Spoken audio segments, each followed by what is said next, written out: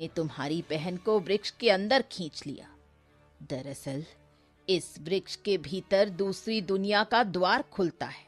तुम्हारी बहन अब उसी दुनिया में है। बूढ़ी औरत ने अपनी मुट्ठी खोली और एक सिक्का निकालकर आदित्य की हथेली पर रख दिया। ये सिक्का तुम्हें उस दूसरी दुनिया के द्वार तक पहुंचा सकता है, लेकिन याद रखना, वहां पर जो कुछ भी देखोगे उसे बदल नहीं पाओगे। पहले जाकर देखो, सारी सच्चाई जानो, फिर लौट आना। पर वापस कैसे जाऊं मैं वापस? अच्छा सवाल है। जब वापस आना चाहो तो इस सिक्के को कसकर दबा लेना। ऐसा करते ही तुम वृक्ष से बाहर आ जाओगे। लेकिन अगर ये सिक्का तुमने दूसरी दुनिया में खो दिया तो फिर कभी लौट नहीं पाओगे। आदित्य गहरी सोच में डूब गया और बोला, ठीक है, अपनी बहन के लिए मैं ये जोखिम उठाने के लिए तैयार हूँ। ठीक है। इतना कहकर आदित्य मायावी वृक्ष के सामने गया और सिक्का कसकर पकड़ लिया। अगले ही पल वृक्ष से रंग बिरंगी किरणें फूटीं और आदित्य को अंदर खींच लिया। कुछ ही देर में आदित्य ने अपने आप को एक विचित्र नगरी में पाया। चारों ओर सन्नाटा पसरा था। दूर एक किला दिखाई दिया और आदित्य उसकी ओर चल पड़ा। किले में पहुंचते ही उसने देखा उसकी बहन राधा फूट फूट कर रो रही थी। वही सुंदर लड़की जिसने वृक्ष से निकलकर राधा को अंदर खींचा था, उसे चुप करा रही थी। ओ, तो तुम ही हो जिसने मेरी बहन को अंदर खींच लिया था। तुम ही हो ना? राधा ने जैसे ही अपने भाई को देखा, वो रोते रोते उसके गले लग गई। सिर्फ तुम्हारी बहन को ही नहीं, बल्कि तुम्हारी दुनिया से जितने लोग गायब हुए हैं, उन सबको मैं ही मायावी वृक्ष के भीतर खींच कर लाई हूँ। आदित्य चौंक पड़ा। हो, तो ये बताओ, तुम ऐसा कर क्यों रही हो? मेरा नाम चंद्रलेखा है। ये नाम मुझे यहाँ की जादूगरनी ने दिया।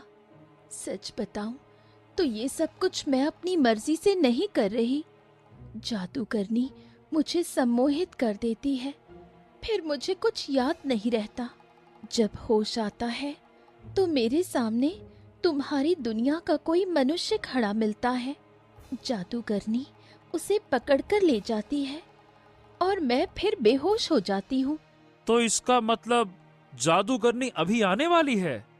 हाँ, कुछ ही देर में वो तुम्हारी बहन को उठा ले जाएगी। और वो बाकी के मनुष्यों का करती क्या है? वो उन्हें मारकर शैतान को बलि चढ़ा देती है। अमर होने का प्रयास कर रही है। आज पूर्णिमा की रात है, बहुत खास रात। आज वो तुम्हारी बहन की बलि देने वाली है। लेकिन सच मानो, वो जादूगरनी बहुत ही शक्तिशाली है। तुम उसका मुकाबला नहीं कर सकते। तभी वहां विचित्र आवाजों का शोर गूंजा। चमगादड़ों के झुंड ने अपने पंख फड़फड़ाए और किले की दीवारें कांपने लगीं। हाँ, जादूगरनी आने वाली है। तुम्हें यहाँ से जाना होगा, नहीं तो तुम भी वहीं मारे जाओगे। राधा भयभीत आंखों से अपने भाई को देखने लगी। बहन राधा, तू बिल्कुल चिंता मत कर। मैं तुझे कुछ भी नहीं होने दूंगा।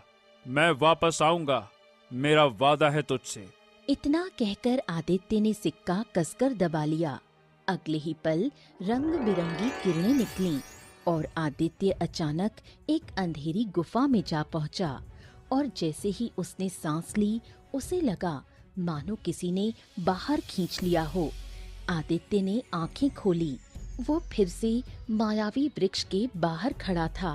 बूढ़ी औरत रहस्यमयी नजरों से उसे देख रही थी। आदित्य बूढ़ी औरत को देखकर वृक्ष के अंदर की सारी घटना बताता है। जानते हो चंद्रलेखा कौन है? कौन है? राजा विक्रम की वही पुत्री जो परसों पहले इस वृक्ष के अंदर गायब हो गई थी, जिसे इस वृक्ष के अंदर से किसी ने पकड़कर खींच लिया था। ये सुनकर आदित्य चौंक गया। क्या बात कर रहे हो? क्या आप सच कह रही हैं? वो राजा की बेटी है? हाँ, मेरा एक एक शब्द सत्य है, पर एक और सच्चाई है जो तुम्हें बताना बहुत जरूरी है, क्योंकि तुम्हारी बहन की ये आखिरी बलि है। अगर ये बलि दे दी गई तो वो जादूगरनी हमेशा के लिए अमर हो जाएगी, और अमर हो जाने पर वो इस संसार में तबाही मचा देगी। उसे रोकना बहुत जरूरी है। ओह, आखिर वो जादूगरनी है कौन, और आप किस सच की बात कर रही हैं? मैं कुछ समझा नहीं, विस्तार से बताइए थोड़ा। वो जादूगरनी कोई और नहीं बल्कि राजा विक्रम की माँ रानी रुक्मणी है। आदित्य ये सुनकर हक्का बक्का रह गया। क्या? ये क्या कह रही हैं आप? मैंने तो सुना था कि राजा विक्रम की माँ बरसों पहले इस जंगल में लापता हो गई थी। बरसों पहले ये मायावी वृक्ष अच्छाई के लिए प्रसिद्ध था। वहां देवताओं का वास था। इस जंगल की सुंदरता देखने लायक थी, पर रुक्मिणी बुरे इरादे से आई। उसने इसी वृक्ष के नीचे शैतान को प्रसन्न करने हेतु यज्ञ किया। शैतान को देवता पसंद नहीं आते। देवताओं ने इस वृक्ष से अपना वास छोड़ दिया। फिर शैतान ने रुक्मिणी से शर्त रखी, बहुत से मनुष्यों की बलि देकर वो शक्ति और अमरता का रहस्य बताएगा। रुक्मिणी जानती थी कि वो पृथ्वी पर ऐसा कर सकेगी तो लोग उसे मार डालेंगे। इसलिए रुक्मिणी ने कहा कि किसी और लोक का द्वार खोल दो जहां वो बैठकर अपनी शैतानी क्रियाएं कर सके। शैतान ने अपनी शक्ति से वृक्ष में काले लोक का द्वार खोल दिया और रुक्मिणी उसी में समा गई। पर एक बात मेरी समझ में नहीं आ रही। चंद्रलेखा तो रुक्मिणी की पोती है, तो उसने चंद्रलेखा का अपहरण क्यों किया? क्योंकि रुक्मिणी शैतान की पुजारिन है। शैतान हमेशा मानवता का दुश्मन रहा है। वो अपने भक्तों से वही करवाता है जो ईश्वर को बिल्कुल भी पसंद नहीं। रुक्मिणी का मकसद शैतान को प्रसन्न करना है। जो मनुष्य शैतान का पुजारी बनता है उसमें अच्छाई की भावना समाप्त हो जाती है। अगर तुम उसका अंत करना चाहते हो तो किसी भी तरह राजा विक्रम को यहाँ ले आओ, उसे सारी घटना बताओ। उसके बाद मैं तुम्हें एक ऐसा शस्त्र दूंगी जिससे राजा विक्रम उसका अंत कर सकता है। क्या? राजा विक्रम उसे समाप्त कर सकता है? इसका क्या मतलब हुआ? क्योंकि रुक्मिणी की मृत्यु उसके ही पुत्र के हाथों लिखी, इसलिए तुम्हें राजा विक्रम को यहाँ लाना होगा। वही उसे मार सकता है। अच्छा, एक और अंतिम सवाल। आप कौन हैं? जब सब कुछ सही हो जाएगा तब मैं अपना रहस्य बताऊंगी। समय बहुत कम है। उस लोक में रात होने वाली है। तुम्हें किसी भी कीमत पर जल्दी से राजा विक्रम को यहाँ लाना होगा। आदित्य दौड़ता हुआ राजमहल पहुंचा। राजा विक्रम दरबार में बैठा था। महाराज, महाराज, महाराज, मैं आपको पूरी घटना बताने आया हूँ। आदित्य सब कुछ कह सुनाता है। ये क्या बकवास कर रहे हो तुम? तुम कहना चाहते हो कि उस मायावी वृक्ष के अंदर जो जादूगरनी रहती है वो मेरी माँ है? तभी राजगुरु दौड़ते हुए आ गए।